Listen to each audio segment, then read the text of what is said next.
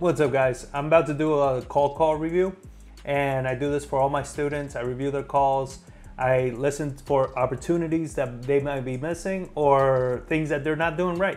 So I'm actually going to go through this call. I'm going to be stopping it, giving you some of my pointers, what I would do different, some of the frameworks that we use, and point out like the things that they're using that's working well and the things that they're not doing very well, and show you where the opportunities are so you know what a good call sounds like. Hello, I just missed a call from this number. Yeah, sorry about that. Appreciate you giving me a call back. Yeah, I'm trying to get a hold of Lida or Pete Castillo over at San Antonio. Would you happen to know them? Yes, they're my parents, and my father is deceased. My mother is not available right now. Don't start your conversations with sorry, apologizing. Like, lift up your energy. You understand? Why we do cold call is because you can dictate how your energy flows, how you are when you're making the calls, instead of somebody calling you and catching you off guard, right? Nobody's catching you off guard here. Stop being so low energy. She calls them like, hey, how's it going? Yeah, I got your call. Yes, thank you so much for calling me back. Listen, I was giving you a quick call. Go into it. Good energy. Get up. Wake up. Use your voice. Project. Enunciate. Like, be clear. You understand? Get that energy going, because people are getting calls from other people all the damn time. And everybody's so damn boring, right? So don't be like other people. Be different. I sound drastically different when I make calls versus what you even see right now. When I'm making calls, I'm like, hi, how are you? Hey, this is John. Thank you so much. It's a different energy. Off the property on I live there, and I'm trying to see what I can do to avoid foreclosure, if that's where you're calling. Oh, okay. Yeah, that's why I was calling. Just wanted to see, like, if you've been ran over, like, you know, your different options with the bank. What have you done at this point to try and stop the foreclosure? Yeah. It's just come to my, I've been working with the mortgage company for over a year because... Going into what they've done so far, so early on into the call, you're missing out on the opportunity to build good rapport with the homeowner. First question I like to ask, as soon as they're like, yeah, I'm looking for ways and all this, what happened? What got you guys to start falling behind? Right? I want to start connecting with them as early as possible. Me going straight into this, what it does is it puts them into seeking solutions, and it's not going to open their minds out to connecting with you. Because in foreclosures, these are tough conversations. If they don't know, like, and trust you, they're not going to open up to you. So we want to dig a little deeper early on with connecting questions instead of going so fast into like, well, what have you done so far? Because then they're going to tell you what they've done, and then they're going to say, well, what can you do? Right? And it's going to put you in a position where it's like, you haven't done anything yet to build their trust to ask them anything else. I'm a lifelong teacher, but have been unemployed due to illness.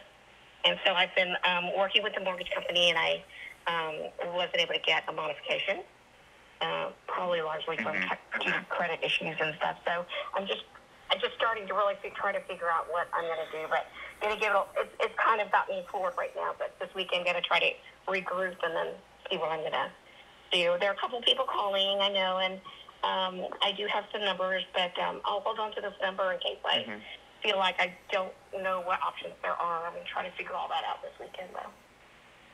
Yeah. No, I totally get that. So you're living in the property right now, and you're kind of like just making the payments on behalf of your mom. Like, she's got the mortgage on it? No, it was my dad. Both of them. But when my dad passed away, I took over the payments. But when I became unemployed over a year ago, I wasn't able to keep making payments. So I've been trying to get assistance with a modification of the mortgage. And that's not going to work out. So I need to figure out what to do. Okay. Yeah. So you already went through the application for the loan modification, but they denied it. Exactly. Okay.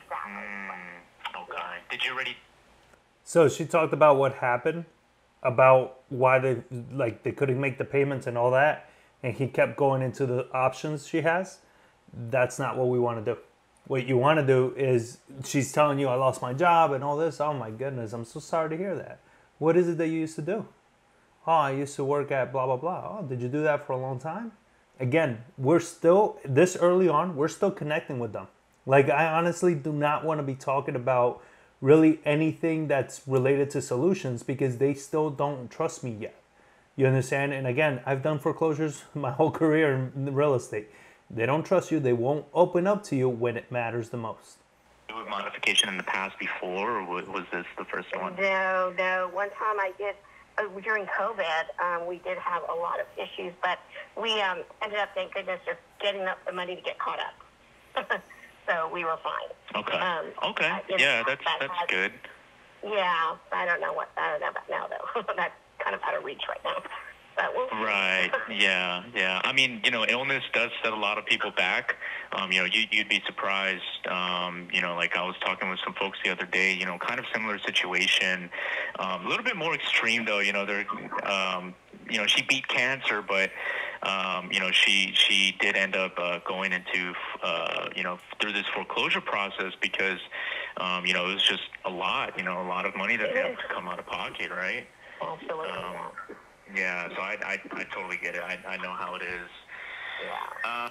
So what he did right there, we encourage a lot, is called third-party stories. Third-party stories are going to show you, it's going to show them credibility that you've done this before with other people. And it also allows them to maybe find some similarities between somebody else that you helped, where they could be like, "Ooh, I'm in the same situation," like kind of like, "Hey, that's me too." Right? And it's going to get them to connect with you even deeper and trust you even more because it's like, oh, this guy's actually helping out other people just like me. So third-party stories are very powerful.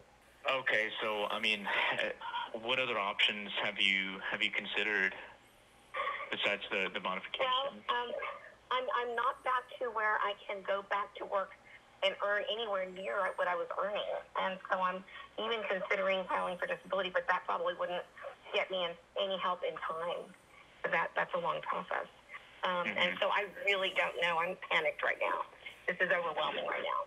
To be honest with you, I just figured out yesterday what the situation is. And so it's still pretty small.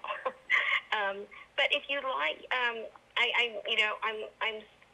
it's so, 3 people, including you, have contacted me already, and I just really appreciate the supportiveness in your tone and everything. And if you'd like, you're welcome to text me at this number with your contact information, like with your name at least, so I can have that. And like I said, next week I need to sit down and come up with some kind of plan or several plans. Perhaps I may need to call you back and see what you know that I don't feel I know. Yeah. Well, I mean, that's kind of what, that's what I specialize in, helping folks out in these types of situations, right? There's some different options, especially, considering that you've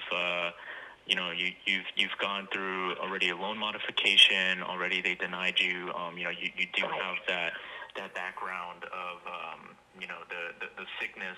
This call should already be an appointment. There's really no reason to keep going any further on this call. She's told you what the issue is. She told you she doesn't know how to solve it. She's so overwhelmed. She's frustrated. What are we still talking here?